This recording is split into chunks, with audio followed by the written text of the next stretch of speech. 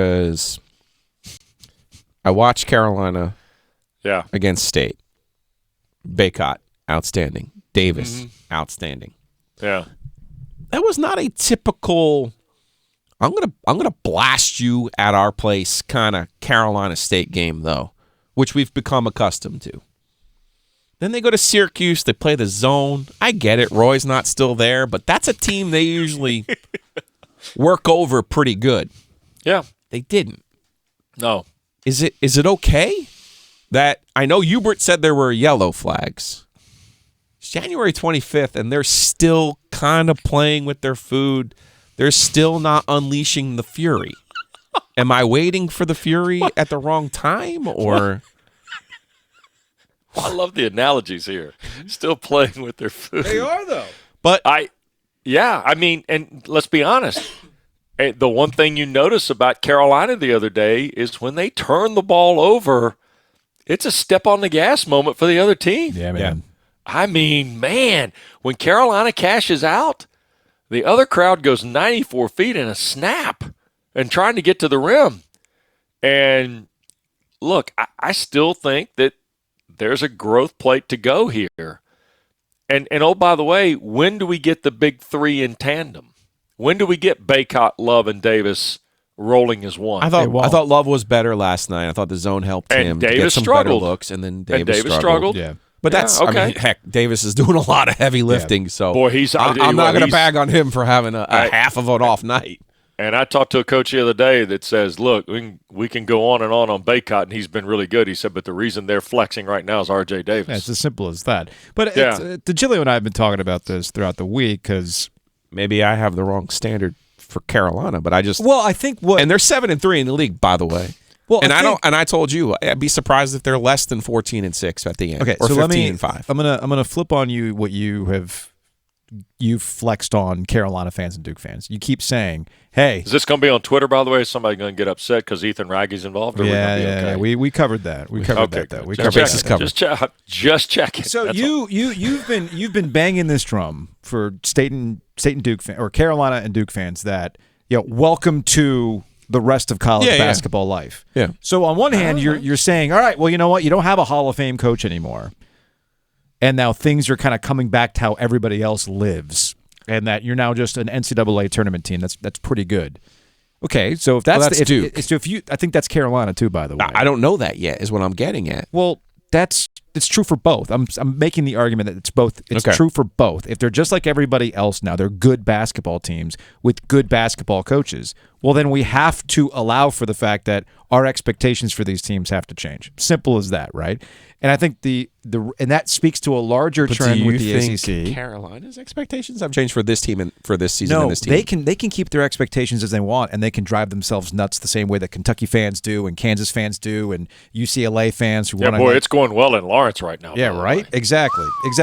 You get my point. Is that every barbecue ain't been smoked like they've been the last 2 Every years. program goes through this thing, and Carolina, of all the programs, has been very, very fortunate to have like a string of amazing coaches that have come their way, right? But that's not always going to keep going. Yeah, but hang on, pause. Give me a 30 here real quick, okay? Carolina and Duke, even with Hall of Fame coaches on the bench, went through these slips, of course these phases. The problem here is that the easy answer is the coaching is Hubert Davis or John Shire, who I think are good coaches. It's just I don't disagree with that. But let me say this, and here's the close.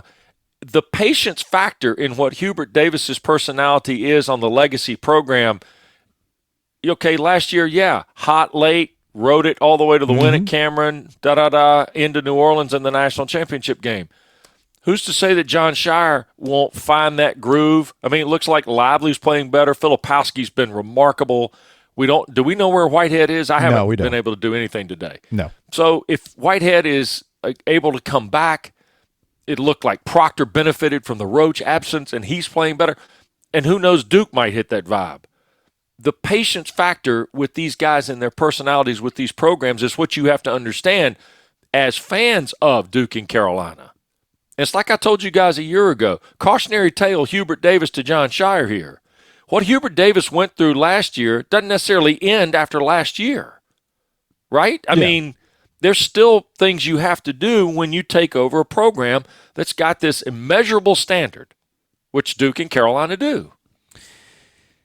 I think the ACC has a bunch of good teams, even if the metrics don't spit that out. And you know what? Here's the other thing, too. Did Clemson drop a couple spots in net after another win last night? I don't know. And here's the thing. I'm about sick of the net. Thank you! Okay, and here's why I'm sick. And I'm going to tell you right now why I'm sick of it. All right. Let's go, Wes. Because Get some clouds going here. All right. Start yelling. Because here's why.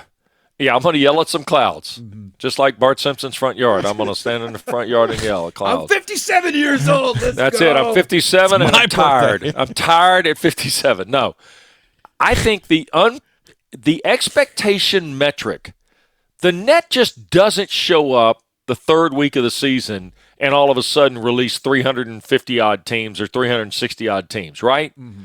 So here's Clemson, and yeah, they've got 2 quad 4 losses and they have 2 quad 1 losses, right? And last night they beat a quad 4 team at home. Team. Right. All right. And I'm guessing they went down without having a chance to look at the net today. Last night they were 59. But the reality of it is this. Until the NCAA, Dan Gavin, I'm talking to you, and Governor Baker, welcome. If you're not going to tell us what that analytic is that you feed into the computer before you hit send the first time, then scrap the damn thing. Because there's no possible way that an expected alignment or analytic or whatever you want to call it, you put something in the software to tell me what order you think a certain team ought to be before you ever hit go for the first time. And until we know what that is, we can't measure this fairly. Don't you agree? I mean, there's no possible way